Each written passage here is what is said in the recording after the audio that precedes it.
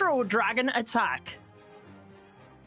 Interesting to see a swap back to Electro Dragon. We'd seen a lot more QC Dragon Riders yesterday. That new troop released just a few weeks ago, but Electro Dragons can still get lots of value, especially if they're able to chain that damage onto multiple targets at once. Of course, everyone watching in the competitive scene knows that the first 2 stars are earned by destroying 50% of the base, and the Town Hall, that coveted 3rd star, earned by total destruction of 100%. The winning team will be the one that has more stars at the end of 5 attacks each, and if we go down to a tiebreaker, it'll be overall destruction, and then total time spent on attacks. Haven't seen that tiebreaker yet, though, Judo. We certainly haven't. Not even 40 seconds in here, Woody, and 50% of the base down. This is how explosive the E-Dragons are. As the Battle Blimp moves through the base, a nice comfortable siege machine for the Town Hall. Remember, HT Family were the clan that introduced the E-Drags to the pro scene last year in the qualifiers. E-Drags are a very high skill cap attack to get it right and pull it off with this kind of effectiveness, Woody. Spells left over, hero abilities left over, and with over half of the time remaining, HT Family coming out swinging here with a 3-star attack. King K clapping his hands and smacking his lips as he saw that battle blimp float right over the Town Hall. Electro Dragons perfectly spread out to maximize their damage and claim a really clear and convincing victory in that first hit. 1 minute 19 seconds. You mentioned, Woody, that it comes down to stars, percentage, and then time. HT Family certainly looking at that as a possibility, because that is probably the fastest attack we have ever seen in a Clash of Clans World Championship matchup. We'll certainly have to roll the tape back if we want to verify, but I think that you're right. I can't recall any that were faster than that. We had a couple of pretty quick attacks yesterday, but 119, my goodness me. We ought to keep track of that for posterity's sake. I think that the fastest attack, a lightning fast attack from an Electro Dragon nonetheless, is very impressive. Now to keep pace, GK7 God will be returning fire, looking for a triple of his own, bringing in those Dragon Riders and the Mass Drag with it. We've got a new fun challenge for the community to name this attack strategy. Judo, I think that they were kind of leaning one way yesterday. Yes, we want you to let us know in the chat whether you prefer the Hydra or the Skybrid. Now, I prefer the Hydra, I must be honest with you. And 7 God did get a 3-star using this strategy yesterday. He was also KOG's top player in the pre-qualifier. Now, he started out with the Blizzard down to the Town Hall. These Super Wizards do get the Town Hall, but they've ran towards the Town Hall. I believe there's only one of them left. That Giga Poison really does do a number on the troops. And I'm not sure he got everything he wanted there, but at least the Town Hall did go down. Yeah, very big investment early on, and to really only get the Town Hall and a few of the surrounding buildings certainly wasn't a failure by any means, but was it enough of an initial setup to justify that expense and enough to claim the 3rd star going in? We've got a Queen outside edge, no healers, just the Unicorn to try to keep her a little bit healthy to clean up out on the outside. But the main star attraction here is going to be these Dragons and Dragon Riders swooping through. An early strike at the Eagle Artillery, what can sometimes be a big destructive force on defense, has been taken out early. Scatter shots and multi-target infernos are going to be the remaining big things to keep an eye on, as well as those air defenses. If this Queen can swoop around and get that 11 o'clock air defense, that'd be really great, Judo. Oh, the Dragons and the Dragon Riders split up, but fortunately the Dragons have moved back across towards the enemy Queen. Remember, the Dragon Riders, a defense targeting troop, do not attack the enemy heroes, so I was worried for a little while there, but thankfully the Dragons switched on, took down the enemy Queen, and with the Royal Champion sweeping down from the bottom, Woody, this now looks very promising with the Queen ability intact, the RC ability intact, and he's even got lots of Dragons down to the bottom cleaning up. 1 minute remains. It looks pretty good here for KOG to level things up. I think you're right about that, Judo. Only little tiny hitch with the Dragons missing the clan castle there. Had to slow down the Archer Queen, but she was still happy to stay on target. Lava Hound only took a few seconds off of the total time here. GK7 God will equalize with this 3-star, even if it's going to take a little bit of time to get back to that clan castle. Yes, and let's reiterate, this is elimination stage. We are in the lower bracket, starting off with that matchup before we move back to the upper bracket. So whoever loses this goes home. And let's be honest, neither of the clans want that. And they have had a little bit of time to study the other team. Yesterday, when they were knocked to the lower bracket, they did have to battle straight away. Whereas today, they know who they were going up against in this first match. So it's interesting that they both start out with a 3-star. Maybe that extra time to prepare is showing off. Quick replay where you get to see that early strike, the Blizzard taking down the Town Hall and setting up for the remaining sweep here. Heroes along the top edge and the main phase of that army down at the 6 o'clock position and swooping back around clockwise. A 2-minute and 30-second attack, not coming close on time at all, so very well executed. A great plan from Seven God to keep things off to a fiery start so far, Judo. We have got a 3-3 and it is now anyone's game. But if anyone is going to turn it up, it's gonna be Fire. He is absolutely the MVP of this HT family squad, if you ask me. 2.9 average stars. That means 6 triples out of his 7 attacks in the pre-qualifiers, and he has had back-to-back triples in his previous 2 wars. He is on fire. He certainly is, and one of those triples yesterday was using this attack strategy. The new meta, let's go with the Hydra for this one, Woody, but he's mixing in some bat spells here as well, which we did see once or twice yesterday. Starts out with his heroes to the north of the base. I like that the Royal Champion has taken down the left-hand side. We have the King and the Queen charging in towards the right. That multi-target Inferno will go down momentarily. He's just trying to set up a bit of pathing here for his dragons and dragon riders.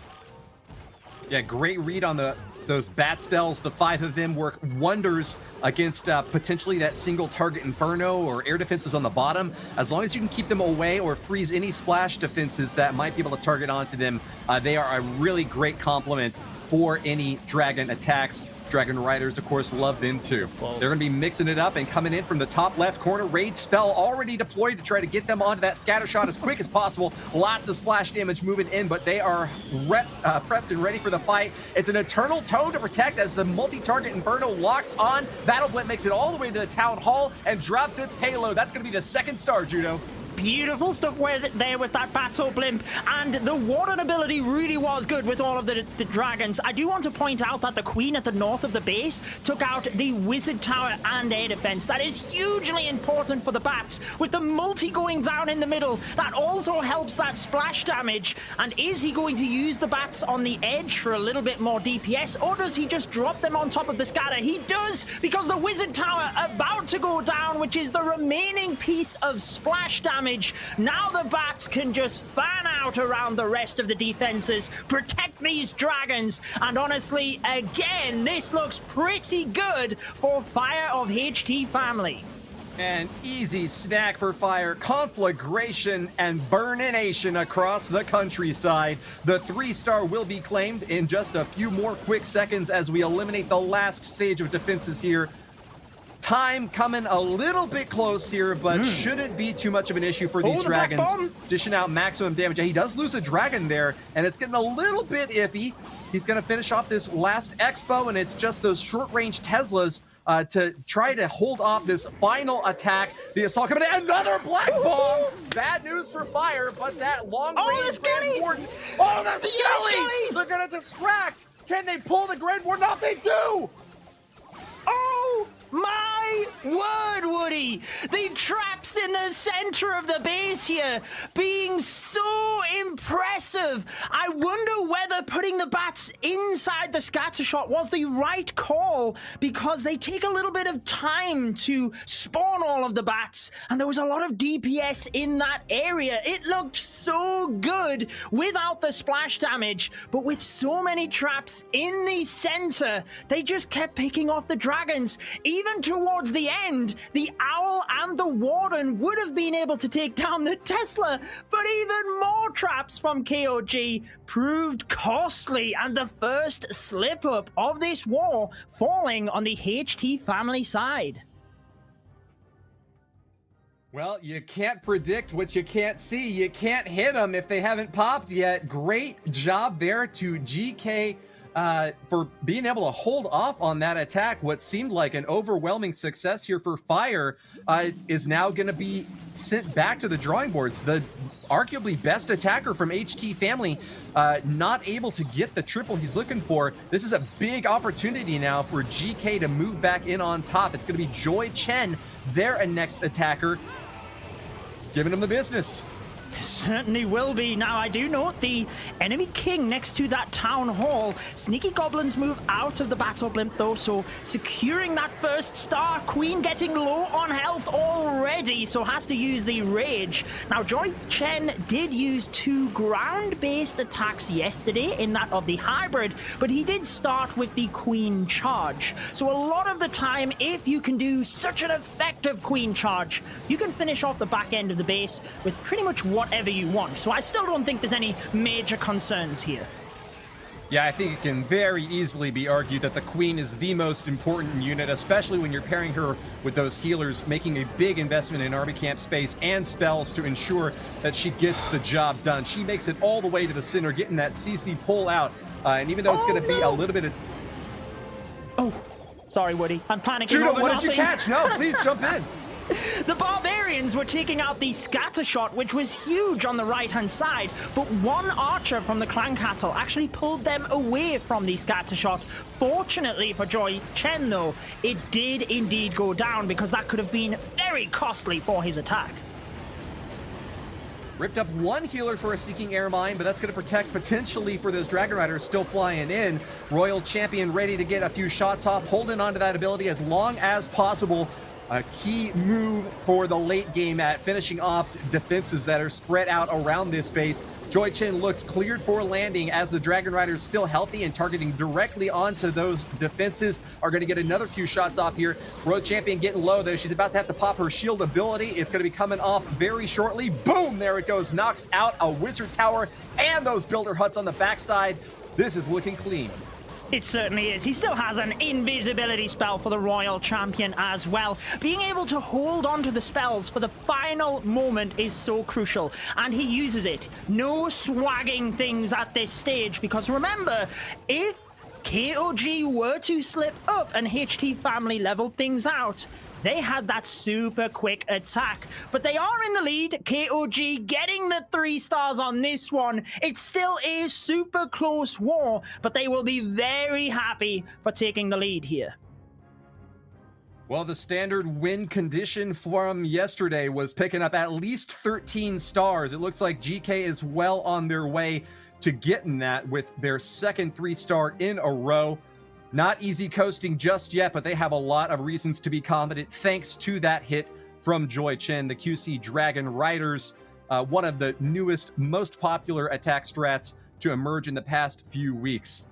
Yes, and it, to me, Woody, seems like both of these teams really handled the pressure well, because when they were in the upper bracket, KOG only put up 11 stars, HT family 12, but then when they got knocked to the lower bracket, they both put up a 14-star war.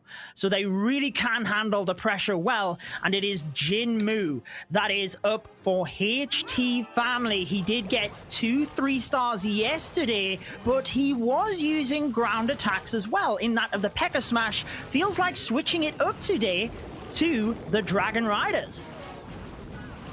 GKKOG also feels to me like the most swingy clan in this competition. They had an 11-14 loss against NY Amazing yesterday, but then they completely flipped the script and got a 14-11 win against Darkest Muzan. They take really big risks, and so far it's paid off in this war. But Jinmu from HT family, the next attacker to try to get his squad back on top, might be the best hope that this clan has. He picked up a couple of 3-stars on his own, just the same as Fire did in the last 2 wars from yesterday, and is, I think, widely considered to be one of the best players in this tournament, not just on the HT family lineup. He's got an excellent aerial assault and is backing up a strat that we've seen. I think I heard 80% of the attacks yesterday were from the skies.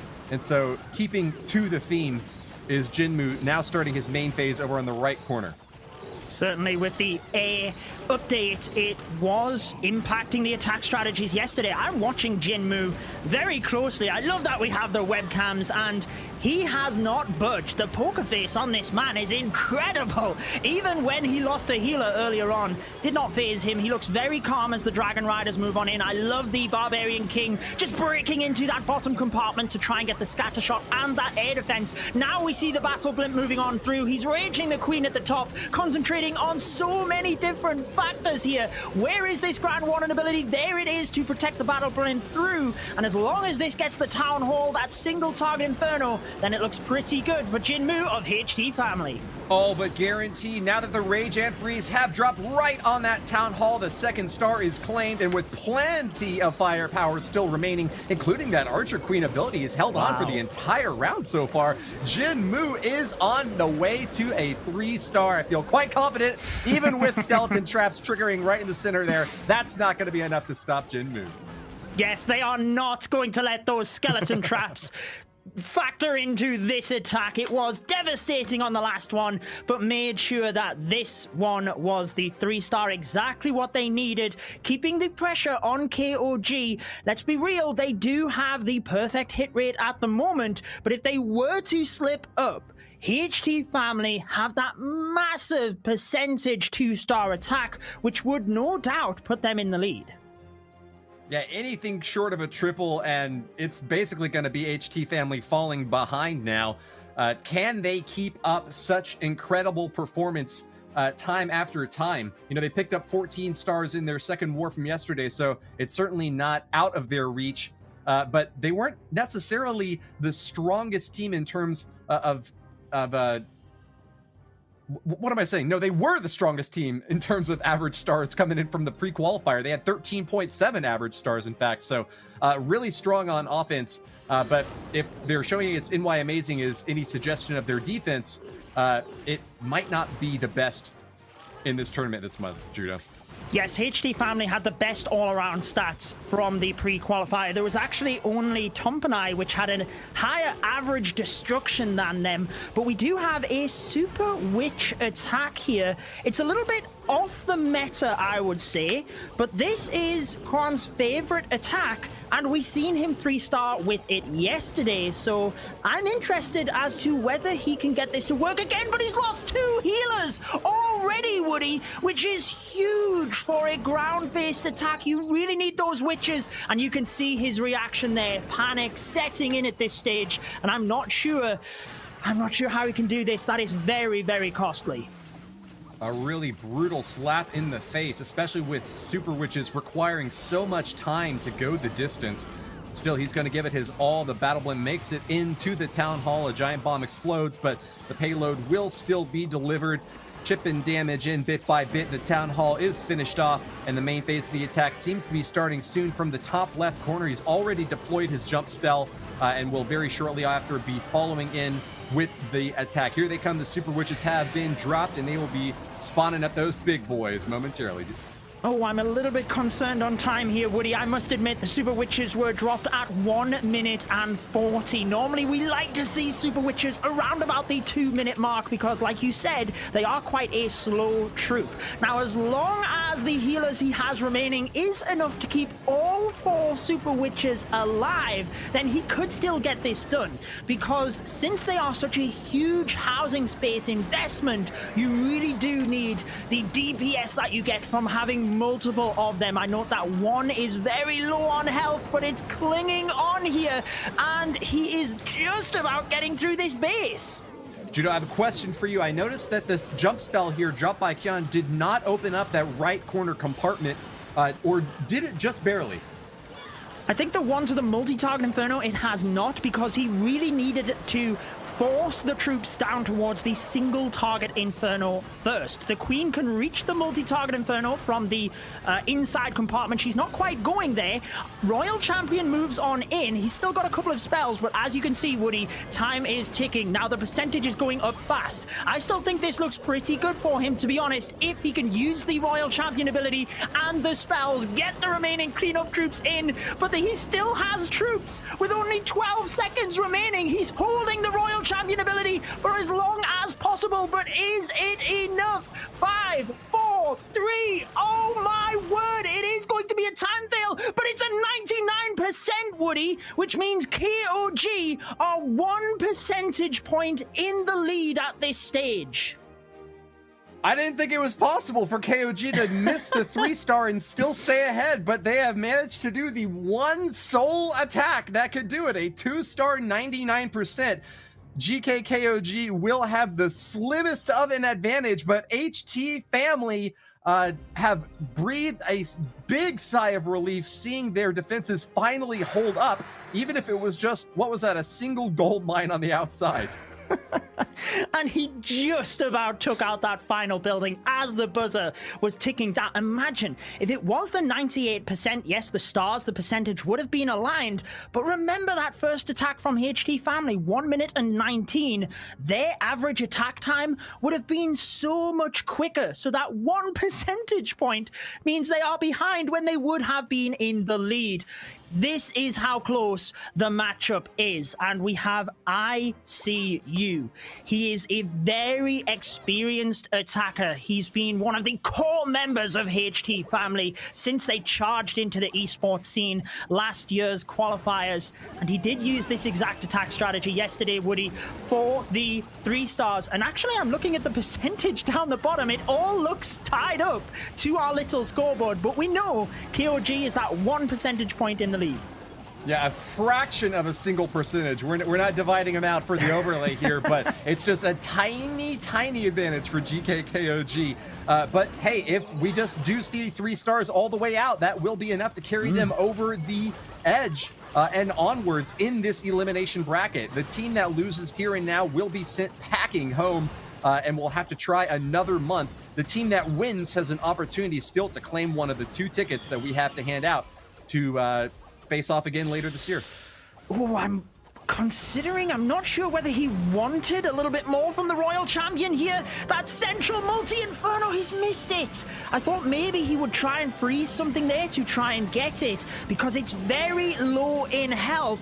He's just hoping that the dragons get there quick enough and knock it down. Obviously, the freeze could be very crucial when it comes to the bat spells, and because of the dragon pathing, they should be able to get that relatively okay. We see that delayed battle blimp moving on through towards the town hall with a warden ability, capturing all of the dragons and the battle blimp, getting through all of the mines in the center of the base. I always like to see when a warden ability is perfectly timed through the traps, Woody. Electro Dragon narrowly misses the Teslas on the outer edge, and that farm could be quite a bit of trouble for ICU. A couple of Dragon Riders are going to be splitting off now from the main fades on the center. They're going to have to go up onto the north side before they can do that clockwise sweep along the bottom. But take a look at the left. That's where the bats are coming in next. Oh, one bat goes down, but they missed the Wizard Tower, Judo.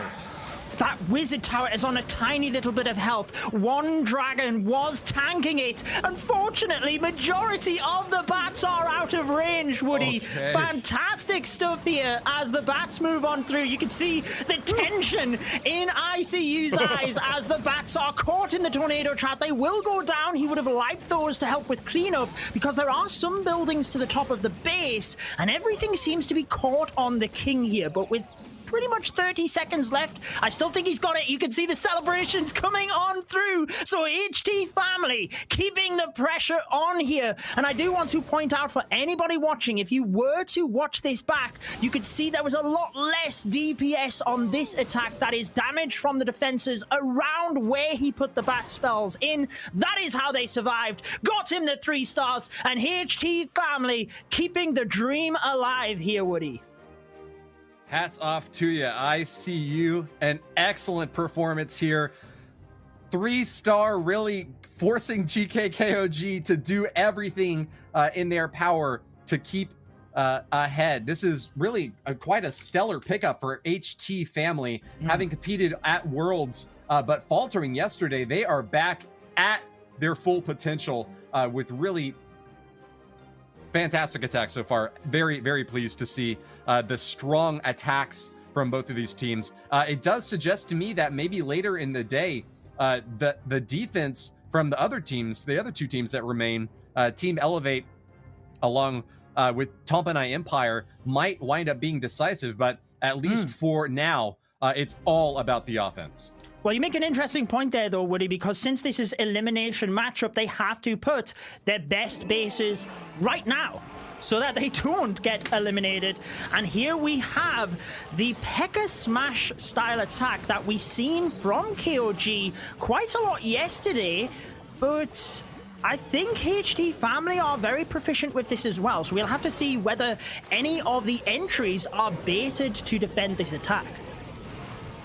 Well, out of all the players that competed in the pre-qualifiers, Rusi was really tied only with Gui from Darkest Muzan for having the lowest hit rate. He only picked up a single 3-star out of the 5 wars, but man, has he turned it around. Yesterday, he got back-to-back triples, and so has really got a swingy reputation from this month so far. But a 3-star is going to be exactly what he's aiming for. That would keep GKKOG ahead still by the tiniest of slimmest margins. A Warden Walk, not quite as much seen as the Queen charges, but still very effective for long-range shots at buildings that are a little bit more penetrable in that base. Manages to get there and launches the main phase going in now. Yes, because let's remember, the Archer Queen can reach 3 tiles in gap behind a wall, but the Grand Warden can actually reach 4. He has a greater range, so that's why you often use him, and he's very easy to funnel. You could see he moved right on in towards the P.E.K.K.A.s once they were deployed, or the Queen was deployed, and everything into the center of the base. The jump spells down. The healers are sticking with the main pack, which is good, but honestly, the one healer moving down to this... Right as I say that, a Black Bomb takes it out, but that was pretty good to keep that P.E.K.K.A. down to the 6 o'clock area, well in health, and he's moving through this base pretty smoothly, Woody. Yeah, he is hurdling ledges like a pro Olympian athlete. Lots of tiny compartments packed in the middle, but that makes this base very vulnerable to jump spells, just hopping right over and spreading out awesomely. Great protection for the world champion out on the left side as you see Lassie keeping her nice and safe. Meanwhile, up top, the remaining heroes with the Grand Warden, Archer Queen, still firing away at all the defenses. This base has been completely gutted, and he's still holding onto a couple of hero abilities as well as a few more troops for the finishing blow. GKKOG will keep their position on top as we launch into the last salvo of attacks from both of these clans. Trying to bring any sort of mental game into this KOG. You did mention, Woody, that we've seen a greater proportion in air attacks. Ground has had a higher hit rate. As you see there, the 3 stars easily. And I wonder if that's a lot to do with what Itsu was talking about yesterday. Everybody trying to defend the air, just sneaking in under the radar with ground attacks is a viable option. You mentioned, though, coming down to this final attack, still anybody's game, but HT Family, they have to put up a 3-star, otherwise it's pretty much lost for them. Now, the closest we have come to seeing that full perfect war yesterday came from a 14-star war where we had a 95% hit. If we do indeed get a 3-star with this 5th and final attack, that's going to up the standard even further, but the perfect war still just slightly out of reach, Judo. Yeah, just not quite enough for any of the teams, but maybe we will see everybody's ready for that next matchup, Elevate and Tompanai. But I tell you what, this one has really shown you the caliber of clans within this tournament. Now we have IzK with the Zap Lava Loon for HT Family. He needs a 3-star. You can see from the scoreboard how close it is. And if you're just tuning in, HT Family are 1 percentage point behind. So this is everything, Woody. Yeah, even a 3-star, not enough to guarantee victory for HT Family. But as well as you can do for this last strike, you want to get it up on the board. If they both 3-star, KOG will get the victory, but HT family know that their defenses have stopped KOG before and might be able to do so again. If that does wind up being the case, every single percentage here in a 2-star versus 2-star would come down to being crucial, you know, with a 1% deficit. HT family knows that they're slightly behind, but that 1% really does mean everything, Judo.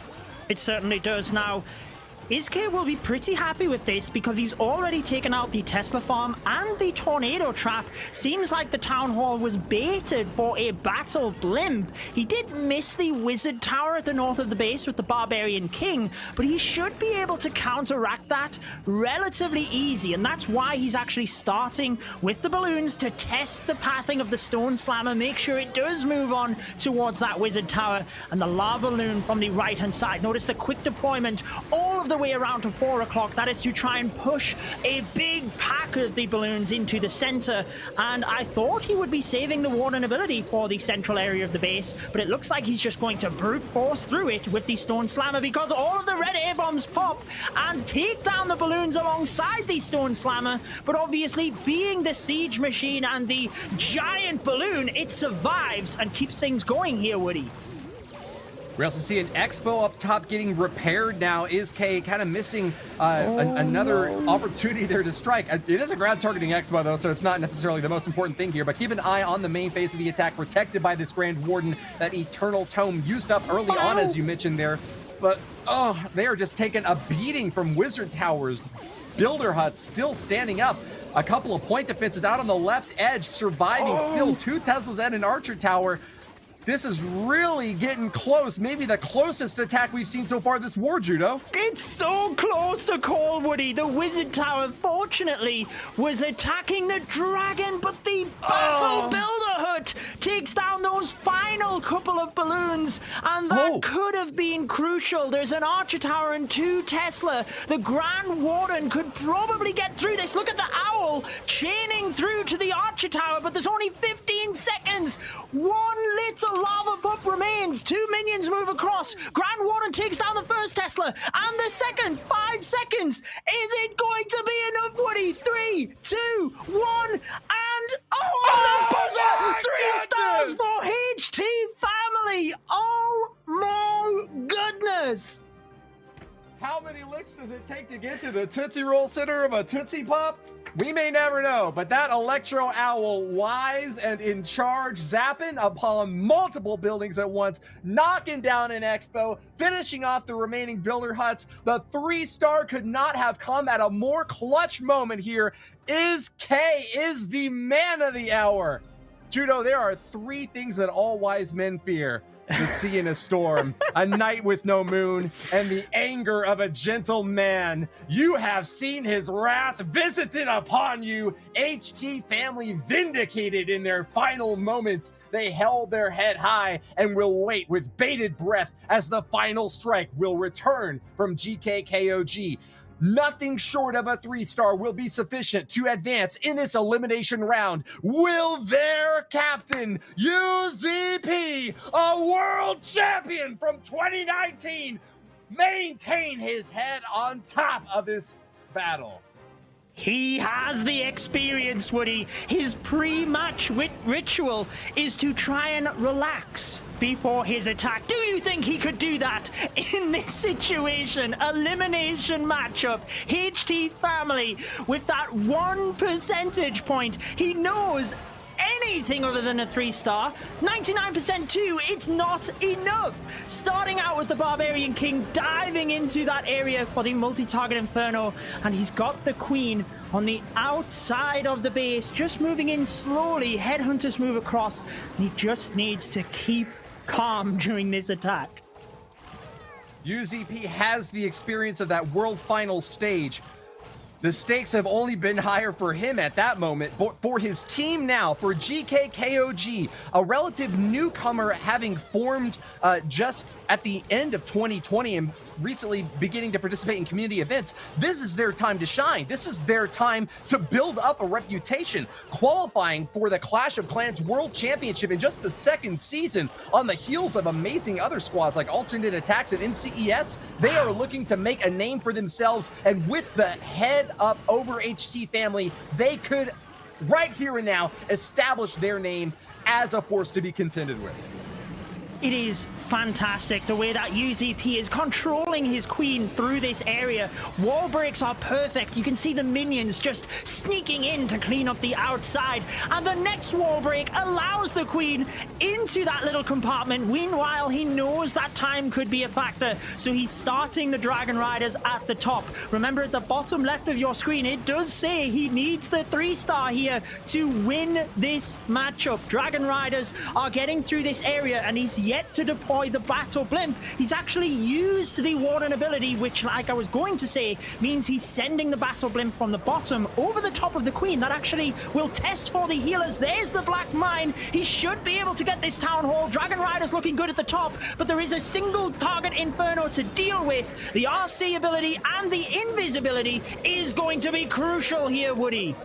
Needs to protect these Dragon Riders, but the single target Inferno heats one of them up, burns it down. That invisibility spell might not have gotten as much value as he was hoping for. Ooh. He is being blocked and battered, but he's almost got it at the very end. This Archer Queen could be the hero of the day, but walls and walls separate her from her final target. 25 seconds left in the most important war of GKKOG's competitive season. I think reality is setting into UZP here. He is understanding that he can't do anything else. He's trying to use the troops to tank for the Archer Queen. I feel so sorry for him, but it's not going to happen. HT family would have been 0.25% in this war behind, but by defending the last attack, they get their